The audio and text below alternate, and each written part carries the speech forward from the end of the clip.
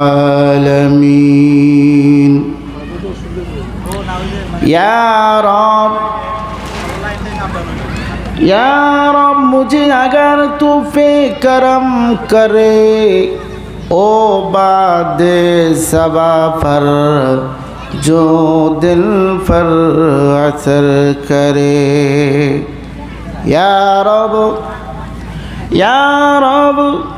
मुझे तू अगर करम करे ओ बाद सबा पर जो दिल पर असर करे बलगुल उला बिकमालिही कशफत तुजा बिजमालिही हसनत समीउ खिसालिही सल्लु अलैहि व आलिही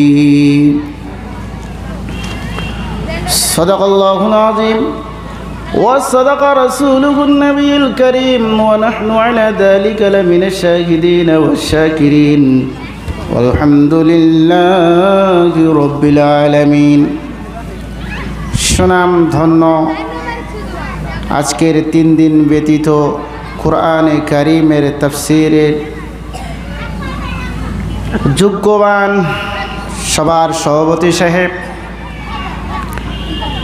এই আওলাতলি অঞ্চলের মুরব্বিগণ এবং আজকে যারা আমার মা বোনেরা এসেছেন সূরাতুল কারিয়ার তাফসীর শোনার জন্য আপনাদের জন্য আল্লাহর কাছে আমি শুকরিয়া আদায় করছি। আলহামদুলিল্লাহ, আল্লাহ আপনাদের আসার জন্য আরও বেশি বেশি করে কোরআনে কারীমের মাহফিলে বসার তৌফিক দিন। এরপরে বিভিন্ন অঞ্চলের থেকে আসা আমার মুরব্বী খালা ও ভবিগণ, তার সঙ্গে ছোটো ছোটো আমার সামনে কয়েকজন বাচ্চা বসে আছেন, তাদের আমি শুকরিয়া আদায় করছি যে কোরআনের তাফসিরে তারা এসে উপস্থিত হয়েছেন। যেহেতু এখন আমাদের মা বোনদের জন্য খাস করে রাখা হয়েছে, তো এখন সেই মা বোনদের সম্পর্কে ইনশাআল্লাহ আমি আলাপ আলোচনা রাখব। আমাকে বিষয় ভিত্তি দেওয়া হয়েছে সূরা আল কারিয়ার আলাপ আলোচনা এবং অবশেষে আমাদের মা বোনদের আখলাক ও ব্যবহার সম্পর্কে কিছুটা কথা রাখতে বলেছেন। তো আমি সবার কাছে দোয়া চেয়ে আপনাদের সম্মুখে সরাসরি হিসাবে সেই সূরাতুল কারিয়ার দিকে আমি খেয়াল করে বর্ণনায় যাচ্ছি। সকলেই আমার জন্য দোয়া করবেন, আল্লাহু আমিন। আল্লাহ পাক রব্বুল আলামিন সূরাতুল কারিয়া নাজিল করেছেন। এই সূরাটা মাক্কিয়া অবতীর্ণ হয়েছেন। সূরাটার মাধ্যমে 11টি আয়াত রয়েছেন। এই সূরার মাধ্যমে সর্বপ্রথম যে বর্ণনা আছে সেটা হলো কিয়ামত সম্পর্কে বর্ণনা। তার পরে আসবে মানুষের কোথায় ঠিকানা হবে আর কোথায় তার ঠিকানা না হবে। এক ভাগ হইল এই সূরার মাধ্যমে কিয়ামত সম্পর্কে আলোচনা, আরেকটা হয়েছে জান্নাত আর জাহান্নাম এই সম্পর্ক এর মাধ্যমে আলোচনা রয়ে গেছে। এই 3টে ভাগে এখানে বিভক্ত আছে। কিয়ামতের দিন যে বড় ভয়াবহ হবে এই সম্পর্কে সর্বপ্রথম আলোচনা রয়েছেন। আজকে আমি আপনাদের সম্মুখে সূরাটা অবশ্যই তেলাওয়াত করেছি, আবার আমি আপনাদের সম্মুখে এই সূরাটাকে তেলাওয়াত করে শোনাবো। বিসমিল্লাহির রহমানির রহিম। আল কারিআতু মাল কারিয়া।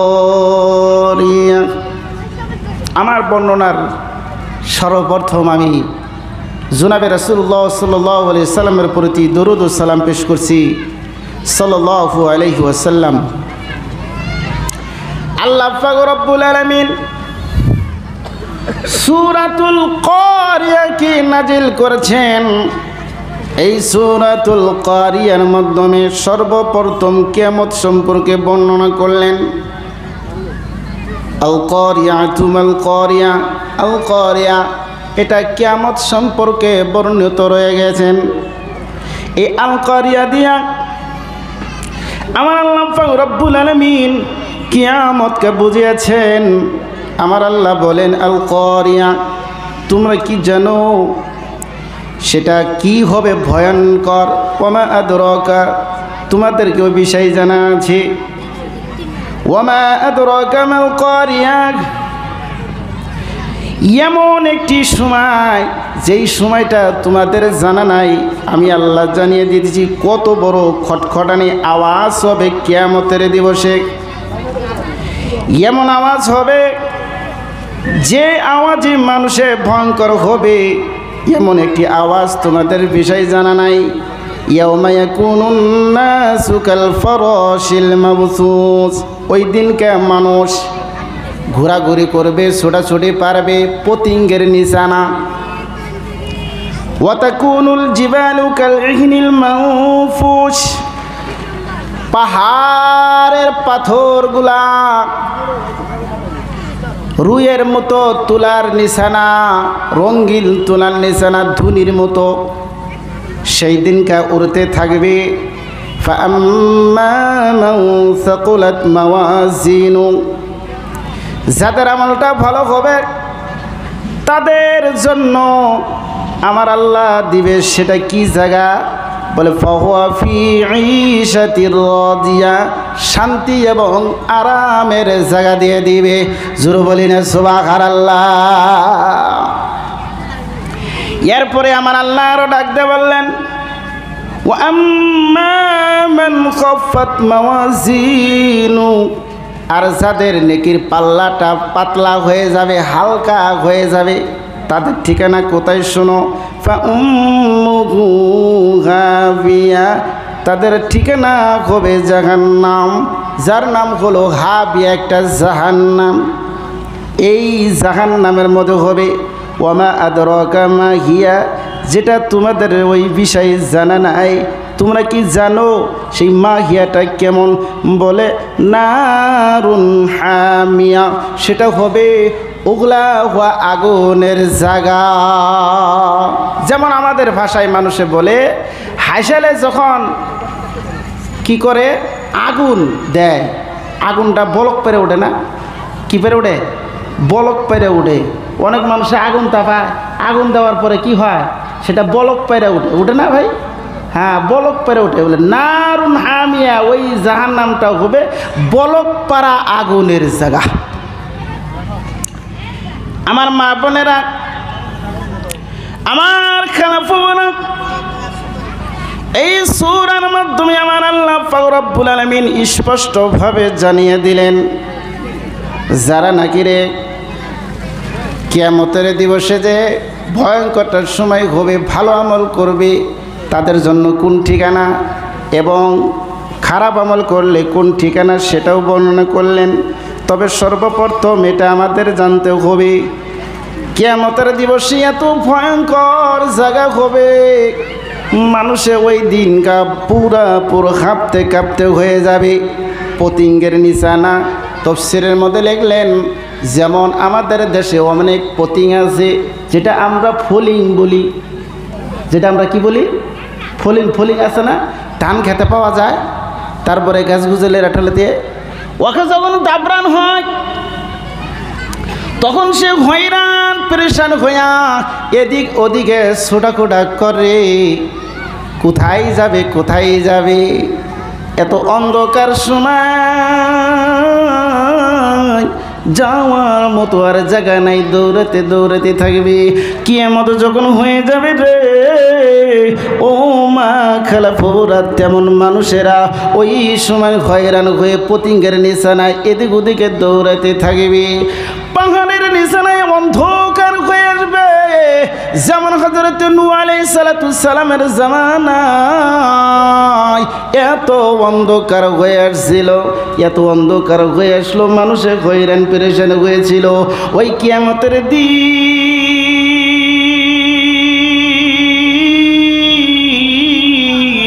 মানুষ হয়রান হয়ে যাবে, পেরেশান হয়ে যাবে, কোথায় যাবে কোথায় যাবে, যাওয়ার মতো আর জায়গা নাই। মানুষ এদিকে ওদিকে দৌড়াতে থাকবে, কালাই কালা হয়ে যাবে। আমার মা বোনগণ শুনে রাখেন, জেনে রাখেন, এই কালাপনের সময় এদিকে ওদিকে দৌড়াবে রে, কোথায় যাওয়ার রাস্তা থাকবে না, কোথায় যাওয়ার রাস্তা থাকবে না। এরপরে বলা হইতেছে পাহাড়গুলা কিয়ামতের দিবসে, পাথরগুলা যখন আসমান কি করে কয় জমিনের মাধ্যমে যখন বন্ধুগণ আমার মা বোনেরা পাথরগুলা তুলা হইয়া, উদাহরণ দিয়েছে তাফসীরের মাধ্যমে, যেমন ন্যাপওয়ালা মানুষে ন্যাপ যখন বানায় তুলাগুলা ধুনি দেয়, তুলাগুলা কি দেয়, ধুনি দেয়। এই ধুনি হয়ে ফেসা ফেসার মতো হয়ে যাবে পাহাড়। কত ভয়ঙ্কর সময়, কত ভয়ঙ্কর সময়। রঙিন হয়ে তারা উড়তে থাকবে, উড়তে থাকবে, উড়তে থাকবে। আমার মা বোনেরা গো, কোরআনে কারিমের মাধ্যমে আরো এমনভাবে অন্য অন্য জায়গায় বর্ণিত করতেছেন। আল্লাহ রাসূল সাল্লাল্লাহু আলাইহি সাল্লাম বলতেছেন, শোনো ও দুনিয়ার মানুষে, কিয়ামতে এমন একটি সময় রে মানুষের হুঁশ থাকবে না, জ্ঞান সে হারাইয়া নেবে, মানুষের অজ্ঞান হয়ে যাবে, মানুষের অজ্ঞান হয়ে পড়ে থাকবে। কিন্তু যারা দিনদার হবে, যারা নাকি এবার ইমানদার হবে, তারা ওই দিনকা জ্ঞান খারাপ হবে না। জোরে বলি না সুবহানাল্লাহ। আমার বন্ধুগণ, আমার মা বোনেরা, আমার আল্লাহ পাক রব্বুল আলামিন এইভাবে আর অপর জায়গায় আমাদেরকে জানিয়ে দিচ্ছেন, ওয়া নুফিখা ফিস সূরি ফাসাইকা মান ফিস সামাওয়াতি ওয়া মান ফিল আরদি ইল্লা মান শাআল্লাহ।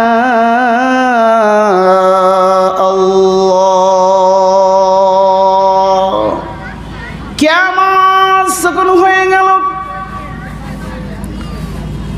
ইসরাফিল আলাইহিস সালাম সিংহাটা ফুঁকায় দিবে। প্রথম যখন সিংহাটা ফুঁকায় দিবে, ফাসাইকা মান ফিস সামাওয়াতি ওয়া মান ফিল আরদ, আসমান আর জমিনের মাধ্যমে যা কিছু আছে রে সব জমিনে বাড়ি করে দিবে। জোরে বলি না সুবহানাল্লাহ। জমা করে দিবে। কোথায় যাবা এখন? যাওয়ার আর রাস্তা নাই, ধরা খেয়ে যাব। কোন জায়গায় আমরা কি কাম করেছিলাম সব সামনে এসে যাবে গা, সব কি হবে সামনে এসে যাবে, সব সবের মধ্যে আসবে। মানুষ বেহুশ হয়ে যাবে, বেহুশ হয়ে যাবে, বেহুশ হয়ে যাবে।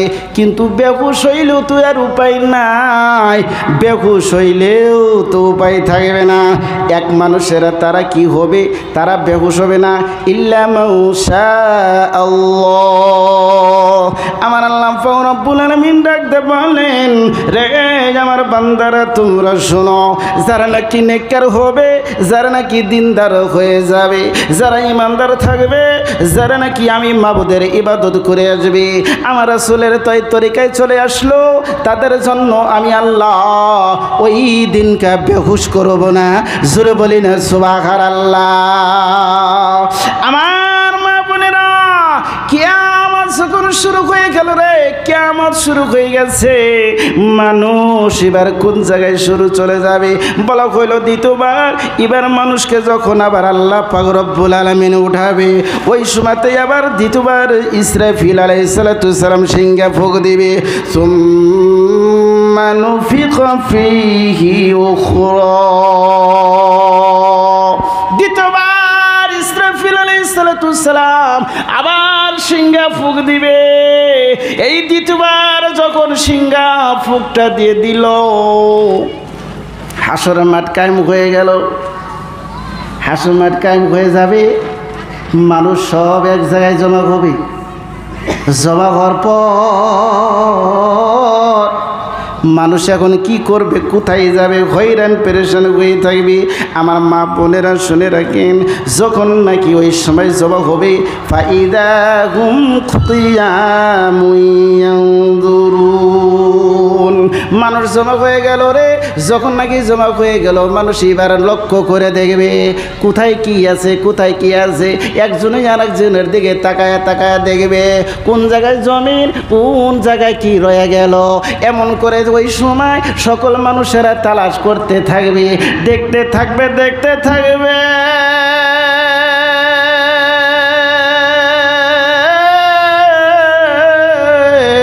দেখে দেখে আর কুল শেষ হবে না। দেখা দেখা কুল যখন শেষ না হবে, ও আমার মা বোনেরা, কত ভয়ঙ্কর দিন। ওই ভয়ঙ্কর দিনের মাধ্যমে যখন দেখে শেষ না হবে, আমার আল্লাহ পাক রব্বুল আলামিন তখন আরো বলে দিবেন, ওয়া আশরাকাতিল আরদু বিনুরি রাব্বিহা।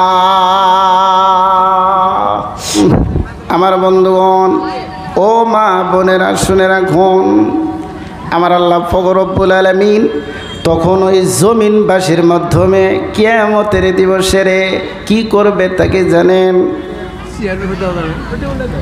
আর মা বোনেরা, আল্লাহ পাক রব্বুল আলামিনের নূর চমকে দিবে। জোরে বলেন না সুবহানাল্লাহ।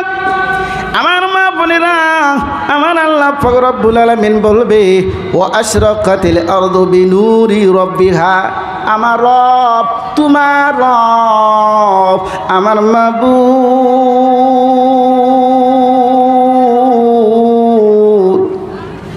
নূর ফালিয়ে দেবে। কেন না রে, ওই সময় তো সূর্য থাকবে না, তারকাও থাকবে না, চন্দ্রও থাকবে না, অন্ধকারে অন্ধকার, কেউ কারো দিকে দেখবে না, সব অন্ধকার হয়ে থাকবে।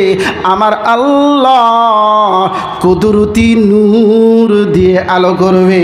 একবার আস্তে করে বলি না সুবহানাল্লাহ। কিয়ামতের দিবসে আমার মা বোনগণ, আমরা শুনতে পারলাম, فأما من ثقلت موازينه فهو في عيشة راضية। যাদের আমল ভালো হবে, সুবহানাল্লাহ বল, কি হবে? যাদের আমল ভালো হবে, সুন্দর হবে, রাসূলের কথা মোতাবেক জীবন গড়েছিল, আমার আল্লাহ যেইভাবে চলতে বলেছিলেন, নবী সেইভাবে বলেছে। আর রাসূলের কথা যারা নাকি এইভাবে শুনেছিলেন, আমার আল্লাহ পাক রব্বুল আলামিন নেককার বান্দাদেরকে ডাক দিয়ে বলবে, ফাআম্মা মান সাকুলাত মাওয়াজিনুহু ফাহুয়া ফি ঈশাতির রাদিয়া, ফাহুয়া ফি ঈশাতির রাদিয়া। যারা নিজের জীবনেরকে তোমরা আমার জন্য উৎসর্গ করে দিয়েছিলা, আমি মাবুদকে পাওয়ার জন্য তোমরা এত দিন ভর আশা করেছিলে রে, আমি মাবুদের সাক্ষাতের জন্য পর্দা ছাড়া তোমরা বার হও নাই, পর্দা ছাড়া তোমরা এদিক হতে যাও নাই। শুনো রে, আজকে এই কিয়ামতের দিবসে যারা নাকি এমন নেক আমল করে আসছো, আমি আল্লাহ তাদেরকে এখন খোলা পাওয়ার দিয়ে দিলাম, তুমি ইচ্ছা মতো তুমি চলবা। জোরে বলি না সুবহানাল্লাহ। নাই তাকবীর। আমার মা বোনেরা, আল্লাহ পাক রব্বুল আলামিন ওই দিনকা ফাহুয়া ফি ঈশাতির রাদিয়া, ইচ্ছা মতো চলতে দিবেন, আর আটকাট কি নাই। দুনিয়ায় তো আমরা ইচ্ছা মতো চলতে পারি না। যারা নেককার হতে চায়, দিনদার হতে চায়, তারা কোনো দিনও মন চাহি জীবন গড়াইতে পারে? মন চাহি জীবন গড়াইতে পারে না। মেয়েদের জন্য তো আরো জুলুম, যদি কোনো মা বলে আমি ফাতেমার বংশ হব, কোনো মা যদি বলে আমি রুকাইয়ার মতো হব, কোনো মা যদি বলে আমি জয়নবের মতো হব, কোনো মা যদি বলে আমি সুমাইয়ার মতো হব, তাহলে মা নিজের ইচ্ছাগত জীবন আপনি বানাইতে পারবেন না। বলে তাহলে আমার জীবন কেমনে হবে? কিয়ামতের দিন যদি আমি আরাম আয়েশে চলতে চাই, আমার স্বাধীন নিয়ে যদি চলতে চাই, আমার মন ইচ্ছা যদি আমি চলতে চাই, বলে 1 নম্বর কোরআন, 2 নম্বরে হাদিস, 3 নম্বরে তোমার স্বামী। সুবহানাল্লাহ কোন জোরে বলেন না সুবহানাল্লাহ। আমার মা বোনেরা, কোরআনের উপরে আমল করতে হবে, হাদিসের উপরে আমল করতে হবে। তারপর আপনার স্বামী আপনাকে যেইভাবে চলতে বলে, যদি আপনি এরকমভাবে জীবনটাকে বানাইতে পারেন, তাহলে আপনার কারণে আল্লাহ পাক কিয়ামতের দিবসে স্বাধীন জীবন দিবে, স্বাধীন জীবন দিবে, মন চাই জীবন দিয়ে দিবে। যা চাইবেন তাই করতে পারবেন, আর ওখানে কোনো বাধা থাকবে না। আমার মা বোনেরা, এবার আল্লাহ পাক রব্বুল আলামিন বলেন, যারা দুনিয়ার মাধ্যমে জীবন চাই চলে নাই, আমার কোরআন নিয়ে, আমার হাদিস নিয়ে, রাসূলের কথা নিয়ে, মা বোনেরা স্বামীর কথা নিয়ে চলাফেরা করছি, তাদের জন্য তো এত সুন্দর আরামায়েশ হবে। আর যারা চলে নাই, কোরআনকে ঠক্কর মারছে, হাদিসকে ঠক্কর মারছে, ওলামারা যখন হাদিস কোরআন বলতো ঠক্কর মাইরা দিছে। ঠক্কর মানে কি? এর অর্থ হইল মানে পছন্দ হয় না। হুজুররা তো কবই যে কোরআন নিয়ে চলো, হাদিস নিয়ে চলো, নবী রাসূলের আখলাক নিয়ে চলো, এটা তো হুজুর করে কওয়ার একটা আদত, একটা অভ্যাস, ওটা কবই। আল্লাহ পাক বলতেছেন, শোনো, যারা এমন করে কোরআনকে ঠক্কর দিয়েছো, কোরআনকে অবহেলা করলা, ওলামা যখন কোরআন দিয়ে বাণী করতো, ওলামা যখন হাদিস দিয়ে তোমাদের সামনে শোনাতো, যখন তোমরা মন চাইয়ে জীবন গড়ে আছো, নেকির পাল্লাটা ভারী হয় নাই, নেকির পাল্লাটা হালকা হয়ে গেল। ওয়া আম্মা মান খাফফাত মাওয়াজিনুহু, আমার আল্লাহ পাক রব্বুল আলামিন বলছে, যখন কিয়ামতের দিবসে তোমার নেক আমলটা কম হয়ে গেল রে, পাল্লাটা যখন তোমার পাতলা হলো, হালকা হয়ে গেল, তাহলে এখন তোমার বাসন নাই, এখন তোমার আর বাসন নাই, তোমার ঠিকানা ফা উম্মুহু হাবিয়া, ফা উম্মুহু হাবিয়া। যাও, তুমি তো দুনিয়ায় এইটাই পছন্দ করছিলা, এই জায়গাটাই তুমি পছন্দ করছাও, এখন তোমার জন্য তো এখন এই জায়গাটাই। সে হাবিয়াটা আবার কি বলে? উগলে হয়ে আগুন। এই বিষয় তাফসীর ইবনে কাসিরের মাধ্যমে বর্ণনা করতেছেন। এখানে চোখে রোদ নাকতেছে গো, কথা কর পারতেছি না, ডাইরেক্ট চোখে রোদ নাকতেছে, এখানে কিছু একটু ব্যবস্থা করে দেন, ডাইরেক্ট চোখে রোদ নাকতেছে। আমার বন্ধুগণ আর ভাইয়েরা, আমার মা বোনেরা, এখানে আল্লাহ পাক রব্বুল আলামিন এই যে হাবিয়ার কথাটাকে উল্লেখ করেছেন, হাবিয়ার কথাটাকে যে উল্লেখ করলেন, এ হাবিয়াটা কেমন হাবিয়া? আল্লাহ রাসূল সাল্লাল্লাহু আলাইহি সাল্লাম বলছেন, দুনিয়ার আগুনের চাইতে রে ওই আগুন হবে 69 বিভাগ শক্তিশালী। কত শক্তিশালী? 69 ভাগ সেই হাবিয়ার আগুন। দেন একটু পাশে দেন, একদম ডাইরেক্ট মুখের মধ্যে লাগতেছে, ওই জন্য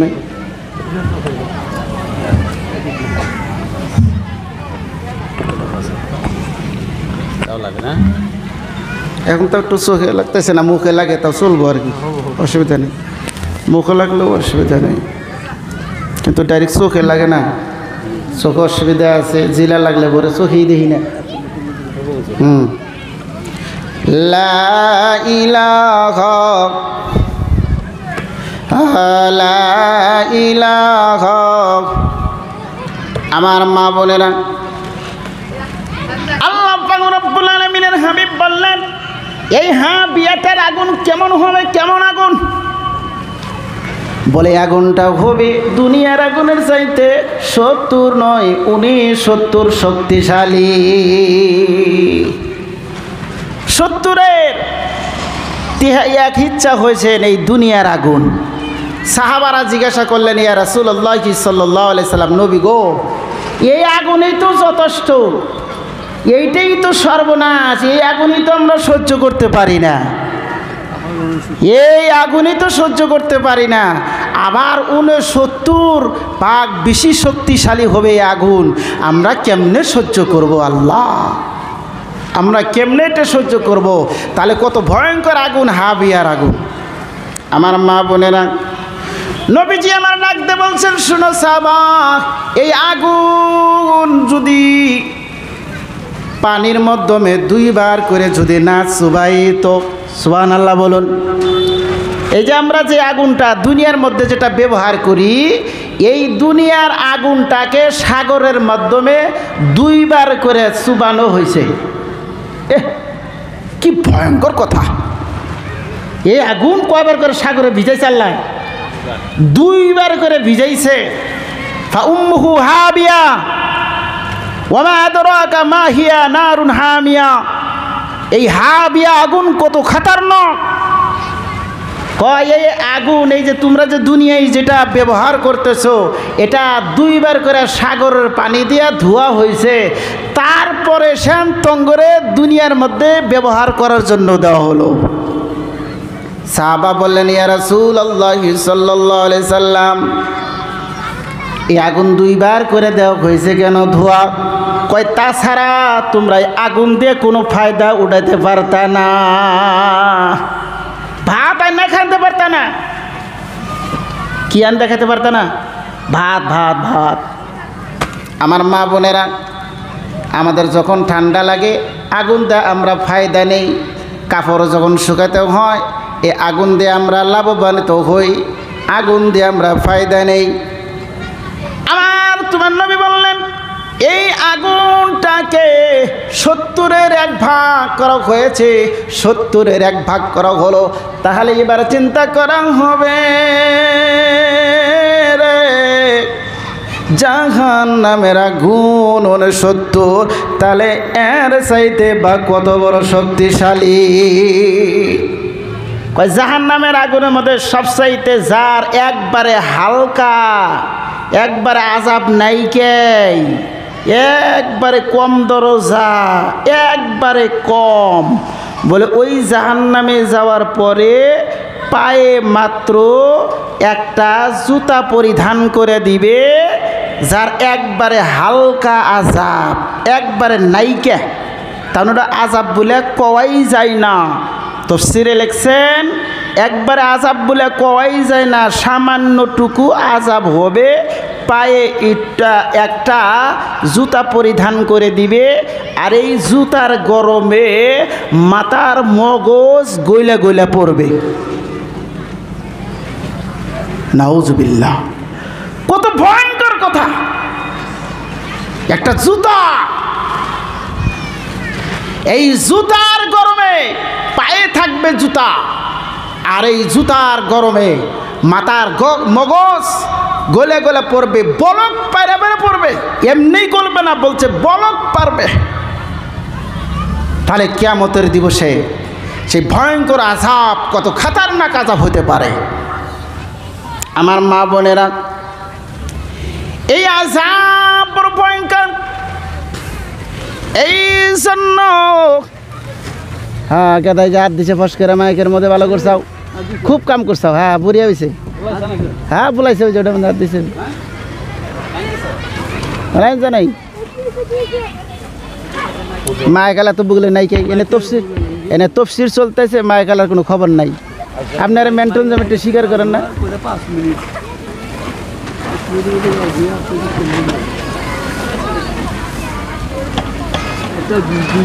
হ্যাঁ, না লাইন জানে কে মানে বক্তাদের বক্তব্য নষ্ট হয়ে যায়, এরকম করে দিলে পরে তো কাম চলে না।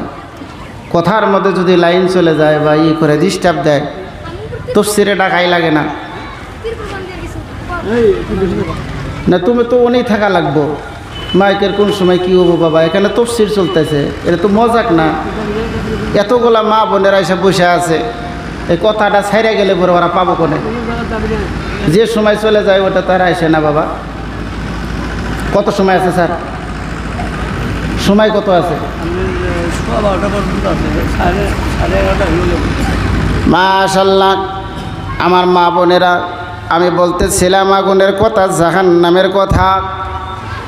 ও মা বোনেরা, জাহান্নামের আগুন তাহলে কত ভয়ঙ্কর, কত ভয়ঙ্কর। ওই জাহান্নামের থেকে যদি আমি তুমি বাঁচতে চাই, সেখানে থেকে যদি নাজাত চাই, পাইতে চাই, তাহলে মা আল্লাহ ও আল্লাহ রসুলের অনুসরণ করে যাইতে হবে। বলছে জাহান্নামের আগুন, জাহান্নামের আগুন। ইব্রাহিম আলাইহিস সালামকে দুনিয়ার মানুষে আগুনে ফালানোর জন্য রে একটা আগুনের খণ্ড বানিয়েছিলেন। কি বানাইছিল? আগুনের খণ্ড নমরুদে বানিয়েছিল। এত বড় আগুন বানাইলো, তার নিকটে পৌঁছিতে পারে নাই। আগুনের জিবা যত দূর পর্যন্ত গেছে, একটা করে জিবা দিয়ে শুধু নাড়াইয়া দিছে, সকল মানুষ পুইরা সারকার হয়ে গেছে। এটা তো একটা দুনিয়ার আগুন, তাহলে জাহান্নামের আগুন আরো কত খাতারনাক, কত ভয়ানক। আমার মা বোনেরা, এমন করে যখন মানুষকে জাহান্নামে দিবে, আহারে জাহান্নামে চলে যাবে, আর বাঁচার কোনো পথ থাকবে না, আর কোনো উপায় থাকবে না। কোথায় যাবে, যাওয়ার কোনো আর তো কায়দা নাই। কিন্তু কায়দা নাই। এবার মা বোনেরা বলবেন যে হুজুর, তাহলে সেই রাস্তার থেকে আমরা বাঁচবো কেমনে? সেই রাস্তার থেকে আমরা কোথায় গেলে পরে বাঁচতে পারবো? বলে সেটা হইল রে, আমার আল্লাহর কালাম অনুসরণ করতে হবে, আমার তোমার নবীর অনুসরণ করতে হবে। কেমন করে অনুসরণ করব? বলে কোরআনে যা বলে সেটা আমরা এক এক করে বিশ্বাস করব, তার উপরে আমরা আমল করব। নবীজি যেইভাবে চলার হুকুম দিয়েছে, রাসূল আমার যেইভাবে চলার জন্য হুকুম দিয়েছে, সেইভাবে আমরা চলব। তাহলে সেই আগুনের থেকে আমরা বাঁচতে পারবো। কিয়ামতের দিবসে শুধু এতটুকুই নয়, তুমি আমি দুনিয়ার মাধ্যমে কেমন কেমন কাজ করেছিলাম, সব কাম সামনে আসা যাবে, সব হিসাব দিতে হবে। কেউ কারো হিসাবের থেকে বাইসা যাইতে পারবে না। আমার আল্লাহ বলে, ওয়াবুজিআল কিতাব, নাও তুমি যা করছিলা এখন তুমি হিসাব দিয়ে যাও। শুরু কর না সুবহানাল্লাহ। তুমি কি কাম করলা? ভালো করলে না মন্দ করলা? তোমার কি আমল ছিল? তুমি কি সিনেমা দেখেছিলা? তুমি কি থিয়েটারে গেছিলা? তুমি যেই রাস্তা দিয়ে হেঁটে গেলা, ওই পায়ে সেই দিনকার সাক্ষী দিয়ে দাঁড়াবে। ওয়াতুকাল্লিমুনা আইদিহিম ওয়া তাশহাদু আরজুলুহুম বিমা কানু ইয়াকসিবুন। এই কথাটা অবশ্যই আসবো, অবশ্যই রাখবো, কিন্তু একটু পরে। ওয়াবুজিআল কিতাব, তোমার ভালো মন্দ যা কিছু আছে তুমি এখন নিজে নিজে নিজে নিজে তেলাওয়াত করো আর পড়ো। কিয়ামতের দিবসে প্রত্যেকটা মানুষের গলায় আমার আল্লাহ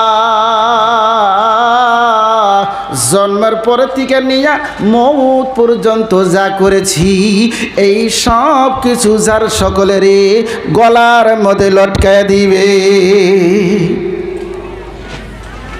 কি করে দিবে? গলার মাধ্যমে লটকায় দিবে। আমার বন্ধুগণ, আমার মা বোনেরা, ও মা খালাফুরা, ও মা খালাফুরা, এমন করে যখন লটকায় দিবে গো, তখন সে পড়তে থাকবে তাফসীর ইবনে কাসিরের মাধ্যমে।